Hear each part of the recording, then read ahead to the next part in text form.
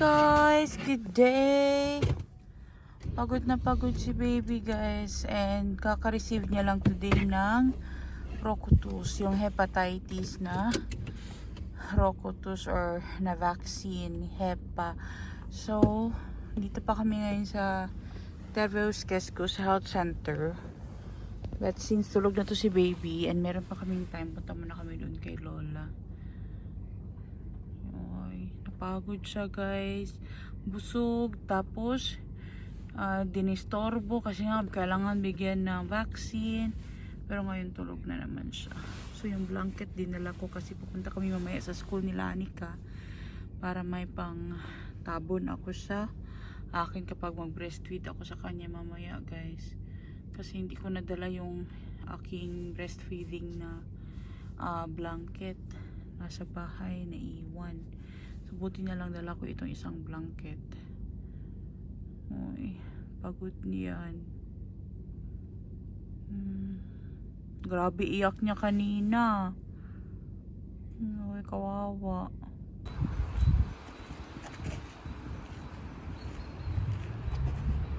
Dito na kami guys sa labas. Sa labas ng bahay guys. Dito sa labas ng building nila. Kasi magtatambay muna kami dito kasi masyado pang maaga. There's not a lot of hiyaka in here. They have gathered already. I think they have taken it off. They've gathered already? They have brushed. They brushed already the pebbles. Yeah. So dito kami kay Lola, tatambay kami dito. Tutuwa na naman ang lola nito. Jeez, what are you? Your A? Mumipeko. Mumipeko.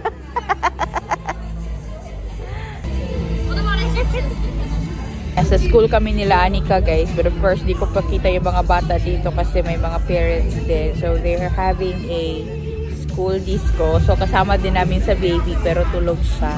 Gising na pala yan.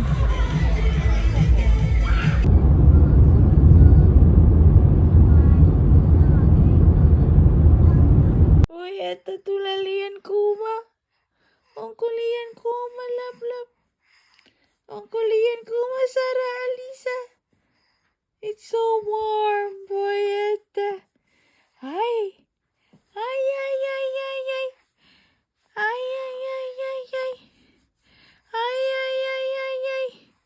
Sara Alisa. Sara Alisa. Ay. Hi! Cheers! Sara Alisa! Nasa bahay na kami guys, tingnan nyo. Meron akong lastari dito kasi binigyan ako ng injection today. Kawawa yung baby na yan. Uy! Hello guys! Good day sa inyong lahat. Sobrang mahangin today and malamig ang simoy ng hangin. Si Nico as dito na sa likod nakaupo. Ako daw magdo-drive. It's my first time to drive after 6 months. Okay, let's go. We'll go to my sister-in-law's place.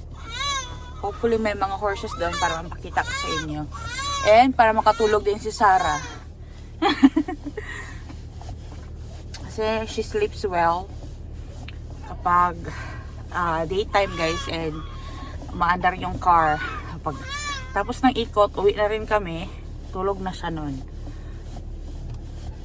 para meron kaming magawang mga gawain kasi spring na and maraming kailangan gawin dito sa aming yard. Sobrang tagal ko nang hindi nag-drive guys kasi nung buntis ako ayaw akong pa-drive ni Nico.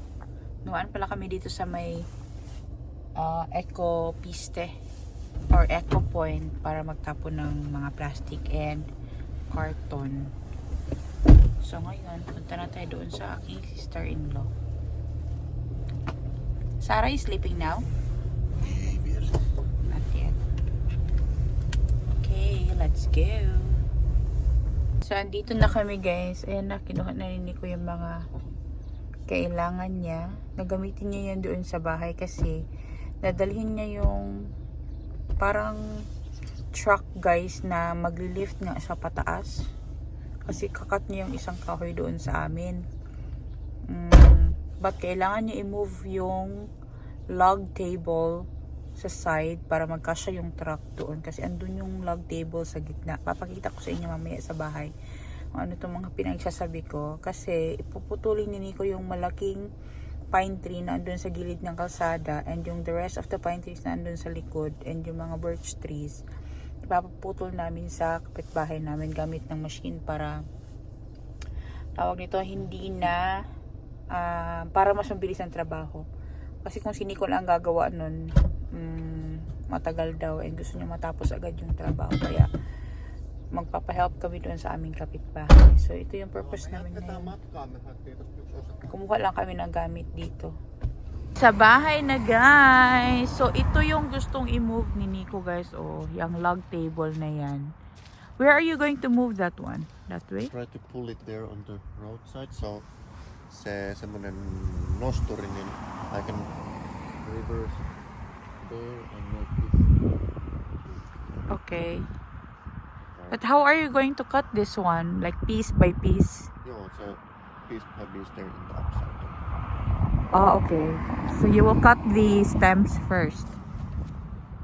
This one. Joo, joo, maybe stem first, like opposite boys, ja sitten chop. Okay. Ja sitten This one as well. But the rest of the trees in here, you'll ask Marco to do it.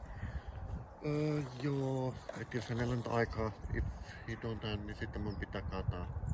Okay, but this very big one, Joo, not now. not We now. just need to make space first because now it falling. Se on kauhean mess. Okay, because this is very big, Yeah, no? this is not going even the Marcus machine. Se on niin iso, että It will not go through the machine. Chainsaw. Manually. Maybe it can also cut like with that what you call that one? That machine, no? The one that you're going to get. The truck, Joo, mut piece ei, by piece like that. Joo, mut ei nyt. Ehkä joskus. Okay. Let's make this first. So, maraming kailangan gawin sa yard namin, guys. Daddy, let's make our cellar. Our cellar. Niin, doors need to make. We don't have doors for the cellar, guys, but we have a cellar there. Just need to make doors. So, yung garden, kailangan niyang taningan. Pero hindi pa ngayon, guys. Later pa kasi malamig pa ngayon. Yung lupa actually is frozen pa.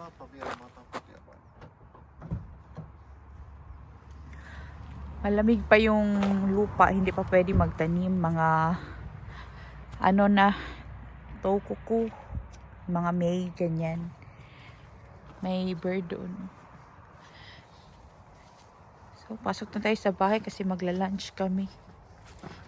After lunch, guys, kakain tayo ng matamis. So, nagluto ako ng custard cake nung isang araw.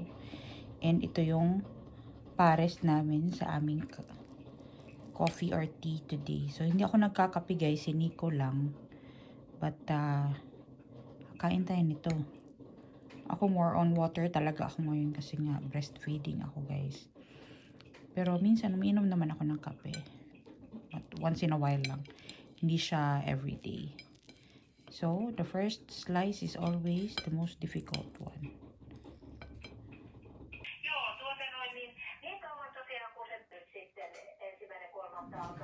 Is it good?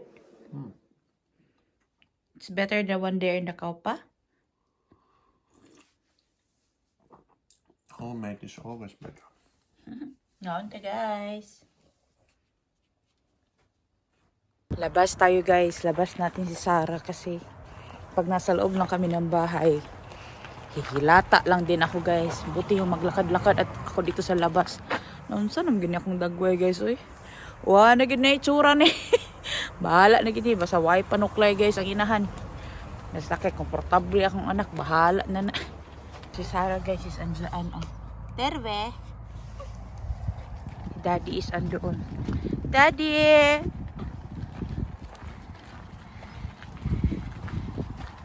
Start na si Nico mag-work doon, guys.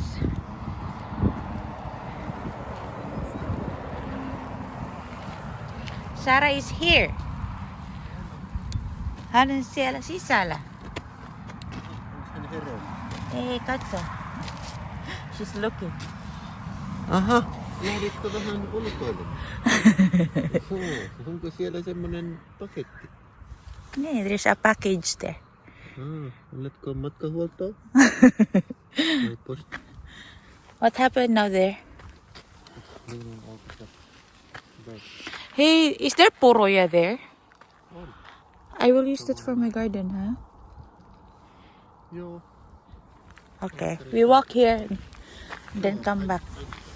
We go there to Yako's yard.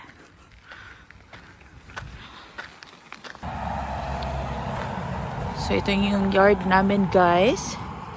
And sobrang pangit siya ngayon kasi walang greens.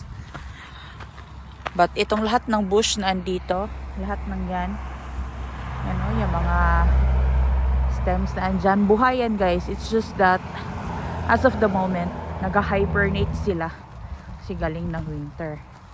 Pero buhay yan. And lahat ng yan, guys, is mga raspberry. Ito mga brown na stem, raspberry yan lahat. Mga wild raspberries. Dito nanguha yung friend ko na last year, si Leia. Dito siya nanguha ng mga raspberry sa amin. Nagbiyahe pa talaga siya galing ng Helsinki para manguha ng raspberries dito sa amin banda. Kasi marami dito and libre lang kasi sa yard mo namin. Tapos kahit hindi sa yard, guys, basta dito siya sa forest area, libre yon lahat ng berries. Basta hindi sa loob ng yard ng mga may-ari ng bahay, hindi pwede. Yung sa forest, libre. Kasi meron ditong every month's ride. You can pick any berries, mushrooms, herbs sa forest for free. As long as nire-respeto mo rin yung nature, yung gubat. Hindi ka magtatapon dyan ng basura. Kung mag-iwan ng basura, hindi mo sisirain yung gubat. Hindi ka puputol ng kahoy. Pero yung Christmas tree, guys, hindi yun libre. May bayad yun. Kailangan mo bilhin yun. Kasi nagbibenta dito ng mga Christmas trees. So pag hindi mo forest, hindi ka pwede mag-cut ng trees. Hindi mo pwedeng galawin yung mga puno. Itong pram ko, guys, second hand lang ito. It's okay kasi hindi ko naman to forever mag-pram si Sarah kasi may sasakyan naman kasi kami. Kaya second hand lang yung binili ko. But she is there inside. She's okay. Nandiyan siya sa loob. Yan. Tapos warm yung kanyang pram kasi merong cover. Ito may cover pa to dito. Maglalakad-lakad lang kami dito guys. Diyan naman ang bahay, oh. Itong road na to, sa amin lang to, guys. Tsaka sa kapitbahay namin. Isa lang ang kapitbahay ko yan, oh. Minsan ko pa makita. Walang bata dyan, guys. Isang tao lang nakatira. Yung bahay namin andoon. Andoon din si Nico. Tinatrabaho niya yung log table. Inusog niya daw.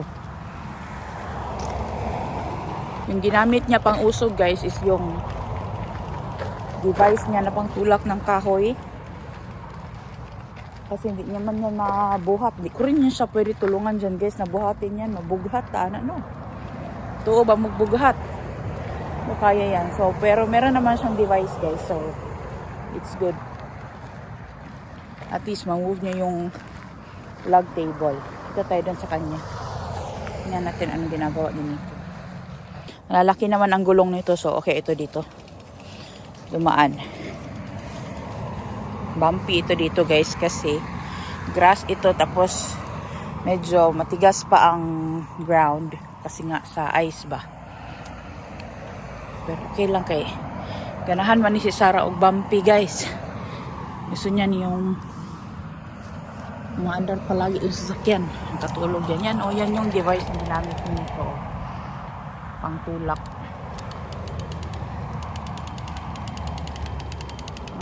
Amazing, no? Na-lift nga siya. Tapos gumamit siya ng bara to pull that from there. Kasi dito niya kailangan ipadaan yung truck na yung meron siyang lifter ba. Dahan-dahan lang. Kailangan kasi yung log table guys para sa mga logs kapag nag-cut siya ng firewood. Kasi si Nico ang gumagawa ng firewood namin. May magtatanong na naman bakit kailangan na kami ang gumawa ng firewood namin. Kasi guys, kapag ikaw ang gumawa ng sarili mong firewood, mura yun. Ikaw na ang nag-labor. Tapos yung mga logs na yun guys, yung ginagawang firewood, galing yan doon sa forest nila Nico. So, libre na siya for us. Diba? So, malaking tipid din yun. Kasi nga, man kami mayaman dito guys. Kaya nga mas pinili ko dito sa countryside kasi mas mura dito ang cost of living compare sa city. Kasi kung sa city guys, agoy, half of your salary will go to the rent. Rent lang alone. Ano pa yung kakainin nyo, yung bayad nyo ng tubig, kuryente. Mahal guys pag sa city yung tumira. Pero pag sa countryside guys, like dito sa amin, mura siya. Pag summer guys, libre na yung tubig ko pang dilig. Kasi ang nasa bahay-bahay na yan na maliit, well yan siya. So, dyan ang gagaling yung tubig na ginagamit ko pang dilig dun sa garden. Dyan sa baba, may garden ako dyan. Pero yung bahay na old, ano yan siya guys, shed lang yan. Kailangan na yan siyang tanggalin. Pero, wala pa kaming panahon para magtanggal niyan. Tapos dun sa kabila din yung garden doon. Yung mga may white na boxes. Yan. So, may garden ako dyan. Tapos may mga nakatanim dyan na strawberry. Tapos doon, may mga tawag nito, asparagus na nakatanim dyan. So, nag-hibernate lang sila ngayon. Pagdating ng spring, yung spring na talaga, tutubo lang din yan sila ulit. Check natin si Sarah. Ay, natulog na guys. Tulog na. Very good. So, yung device na yan guys, pinupush niya lang yung log table. So, na-move na ni Nico. Hindi niya kailangan buhatin yan. Nabigat kasi yan kay ang ginamit dyan ni Nico na kahoy is yung ginagamit na ano, panggawa ng poste. Yung ganyan ba? Oh, poste. Ganyan yung ginamit ni Nico. Mabigat yan. Tapos basa din yan ngayon kasi nga nabasa yan ng snow, ng ulan. Na-move na. Now there's a space. I want to move it because I don't want to Yeah. forma of the layers of coffee. Yeah. Diba?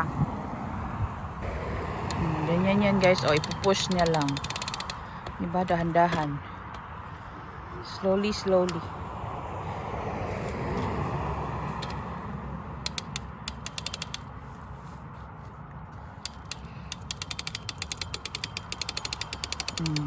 Diba? Uy, ano sa tipo?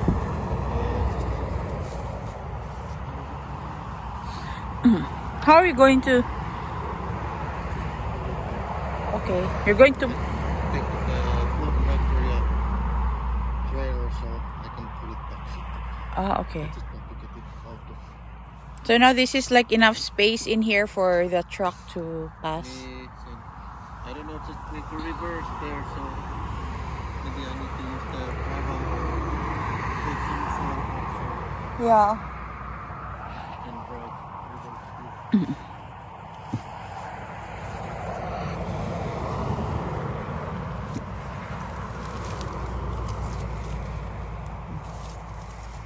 Amazing. Is that log heavy, Daddy? No.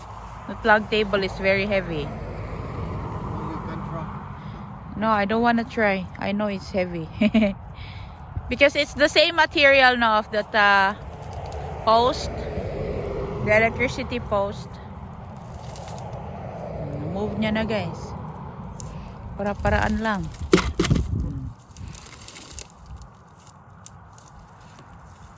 Kapag nag-cut si Nico ng tree guys, tapos guys, mas malalaki, ginagamit niya rin yung pangtulak na yan para ma-push yung tree sa direction na gusto niya.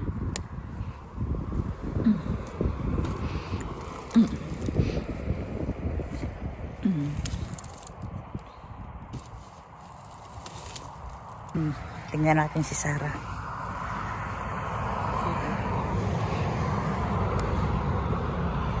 She's awake. She is listening. She is listening why my broom broom is not working. Why broom broom is not moving. Huh? Yeah. Oh, I can use that one for my garden. Siinä on jotain sellaista. Yo. There's two of them. I think alaviela kun it's still frozen there in the bottom. May ano kasi yan, bagaso guys. Magamit ko yan dun sa garden ko. Tsaka yun pa doon, no? Meron pa doon. Muuten kiinni tehdä no. No, we can take it by put in a box. Oh, katso. There in the bottom is still frozen. See? Still frozen there. Frozen pa guys, oh. Lupa. Hindi pa pwede magtanim. Hindi pa pwede magtanim guys, kaya hindi pa natin mabungkal ang lupa kasi nga frozen pa siya. Kaya mga last week ng April or May na ako magtatanim-tanim talaga.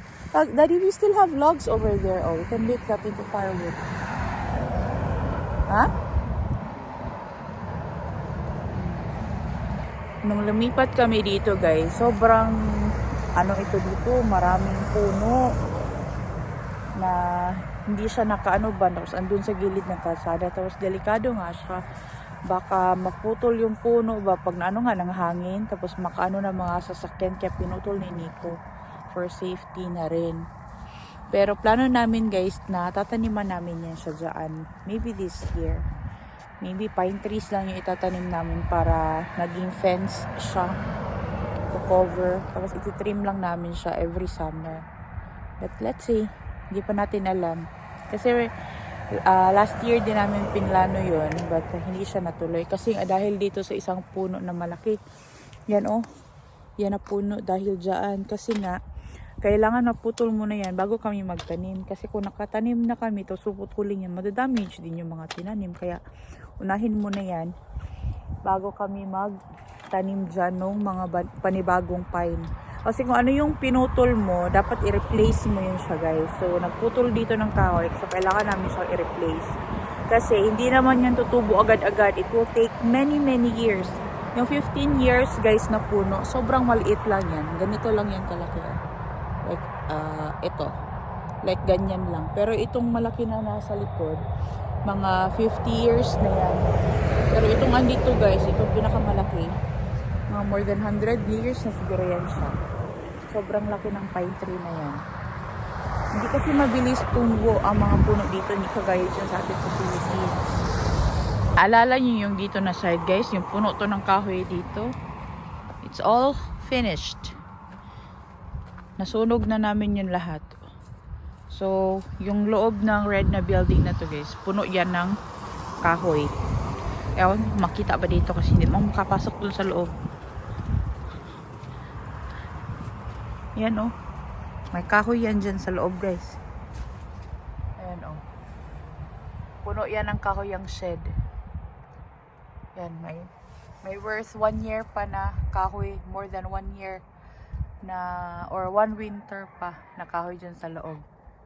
Kasi dito guys, kailangan talaga na meron kang store na firewood, lalo na kagaya sa amin na dito sa countryside. Kasi nga, meron kaming fireplace, and pag meron kang fireplace, that is one of the cheapest way para magpa-warm ng bahay compare sa oil and electricity. Yan, kaya ganun na lamang kami sipag mag-ano ng mga kahoy guys, lalo na kapag mga ganitong season na spring. Kasi ito talaga yung time na magpe-prepare ka na for the next, not for this coming winter na naman, for the next winter. Kasi kailangan mo ng maraming storage ng firewood palagi. Kasi hindi mo malalaman kung anong klaseng winter yung darating. Like this year, itong winter na to, sobrang lamig guys. Pero at least ngayon, hindi na ganon kalamig. So hindi na kami gumagamit ng fireplace namin na malaki. Yung maliit na lang, yung sa kwarto na lang ang ginagamit namin. Kasi meron na kami nung Ilmalampo pumpo or yung binili namin last year na para siyang aircon pero nagpo-produce siya ng heat kapag winter. Alam niyo ba guys, ito is bird's nest ito. But kailangan ito linisin guys every spring kasi yung dating nagpuga dito guys, nag-iwan yun ng mga stems dyan sa loob. So para pasukin na naman niya ng bagong bird and gumawa siya ng bagong nest, kailangan siyang linisan. Yan siya. Tapos dito din sa taas, yan merong dalawa dyan, isa kasi isa andun sa kabila. Ayun.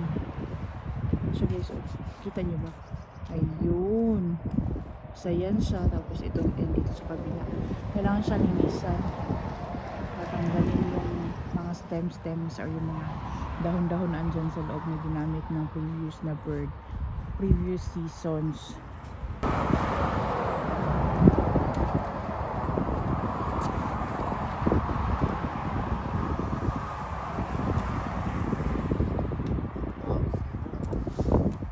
True ba to?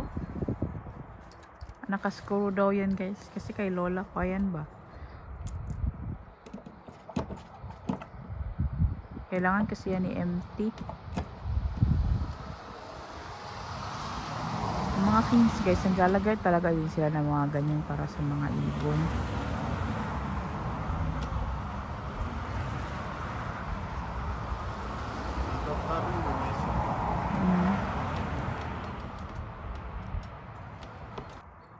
Emptying it. Daddy, why do fins put such kind of like a bird's nest? It's nice to have for, It's like helping them. because for this kind of like forest industry, there's one reason is that there is no like kind of old logs what is natural, like woodpecker has make a hole or something where like birds can make a nest. So this is kind of like help of them. This is Us kinda like to help them. And also for the orava, no? Nee. For what is orava? For the squirrels, so they don't eat the eggs. No joo, se on tietysti aina riski. It may a risk. But hey, I need... Mahimbing na tulog ni Sarah, guys. Very good. First time niya actually natulog sa pram. Even the camper one for the birds.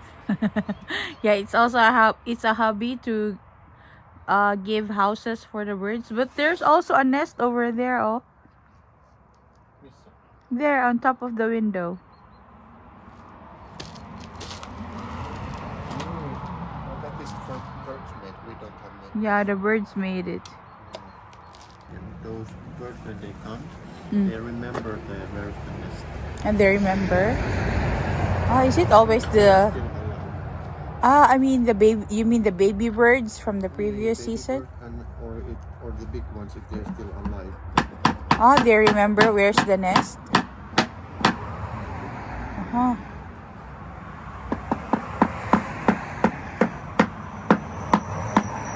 Usually this should be like this. But you're pushing it now down.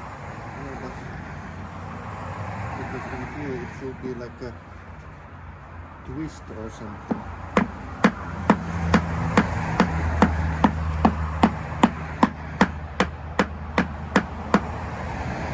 There's like a... I think it's empty.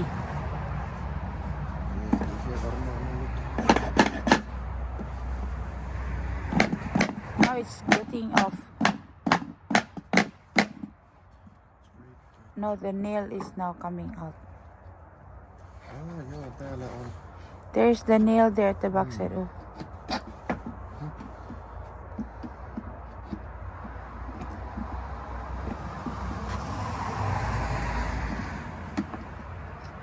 Ah, that's the way they lock it. Maybe.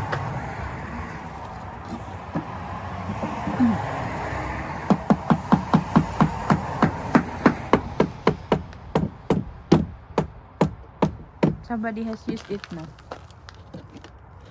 Maybe. Yo, Yeah, until- somebody has used it.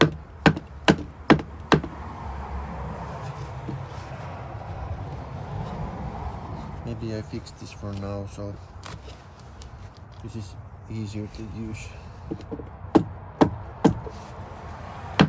There's a nail there on the side. On the That's the old nest? Amazing. Amazing. No, now it's clean. Ah, so they use moss, Daddy, no? No, that's the one. They use moss for making nest. Amazing. I think I fixed this, so Okay, ayusin daw ni Nico yan para mas madali daw buksan. Madaling linisan ba? Amazing, oh. Moss pala yung ginagamit nila. Paggawa ng nest. Yung isa na naman, guys, tanggalin ni Nico. Tapos inayos niya rin yung pagkakalagay ng isa, guys, na pwede lang siya ma-lift ba kasi ito nakapako daw. Mahirap tanggalin. Dapat yung isasabit lang sana para madaling matanggal ba. So yung dun sa kabila, nilagyan niya ng 2 pako. So nakasabit na yun. Okay na yun siya, guys, para next year madali na siya matanggal.